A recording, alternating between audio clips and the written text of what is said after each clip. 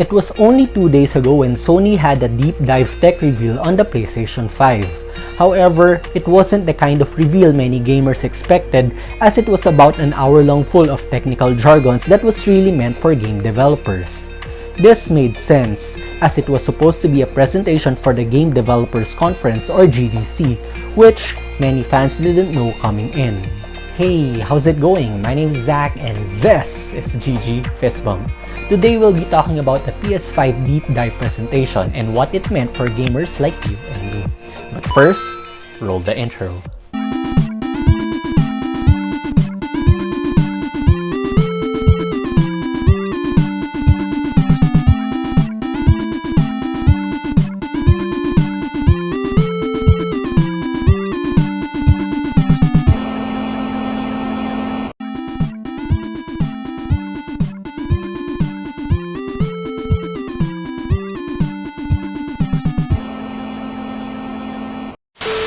Now, first of all, anyone notice those pseudo audiences who stayed almost still the entire presentation?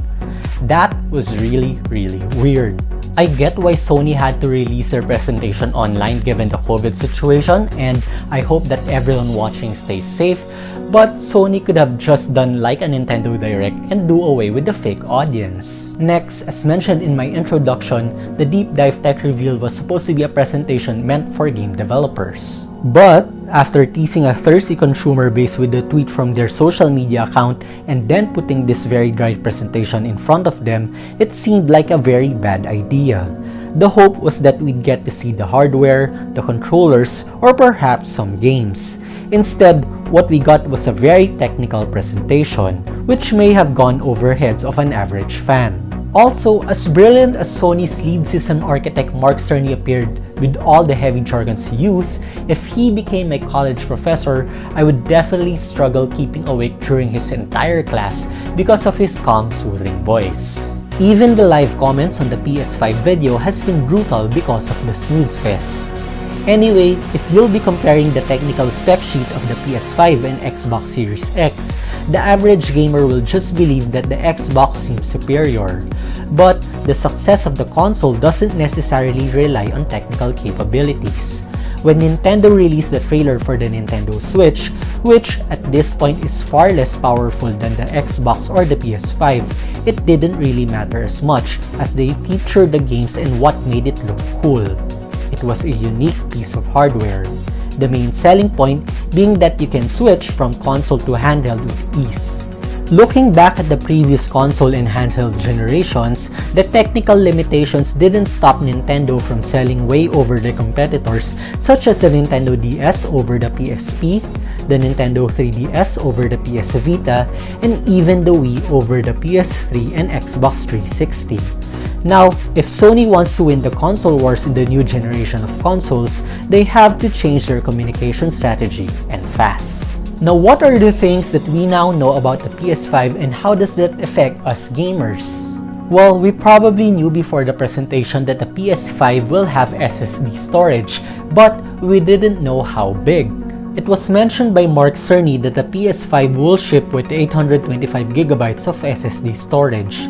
It's a bit small compared to the 1TB storage some PS4s are getting, but it's bigger than the original 500GB base model of the PS4.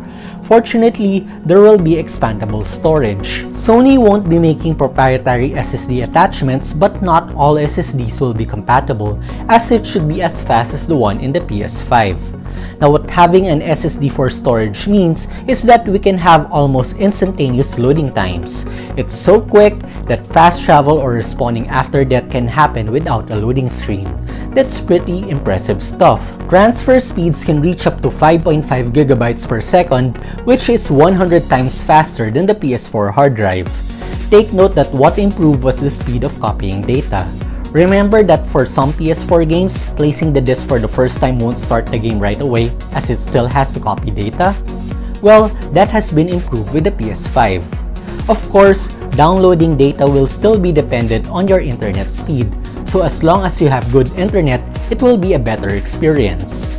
Unfortunately, internet speed in the Philippines, especially in my area, is still very slow, so I may still be dependent on physical releases. Another advantage of having an SSD over HDD is that there are lesser moving parts, so fan noise will be much more minimal or quieter compared to the existing PS4. Now let's move on with the graphics processor.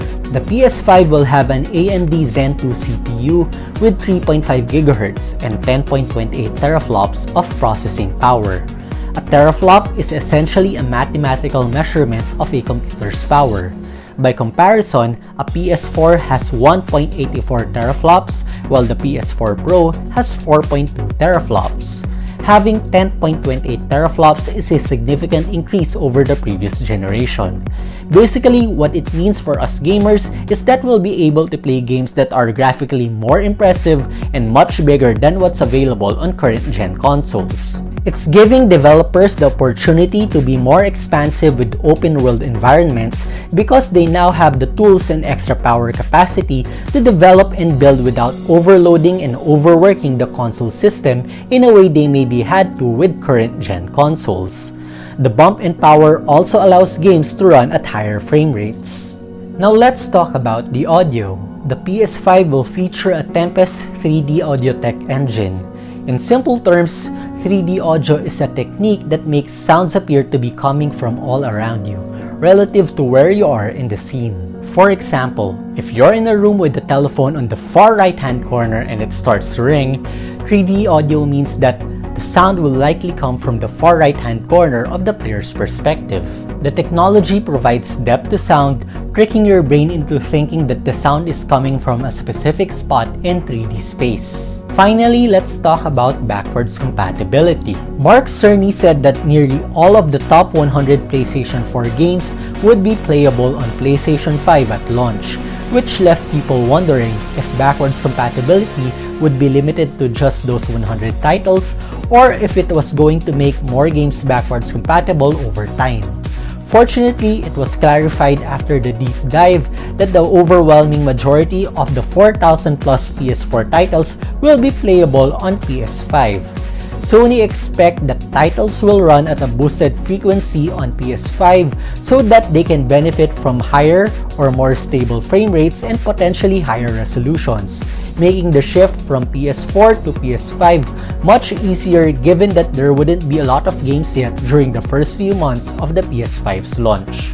For now, that is all the information that I have on the PS5. Are you excited to get the PS5 after learning the technical details? Just leave your comment down below. And with that, I think we're done. If you found this video helpful, interesting, or entertaining, please leave a like and subscribe to my channel, then hit on that notification bell for more content just like this. Again, I'm Zach, and this is GG Fist Bump.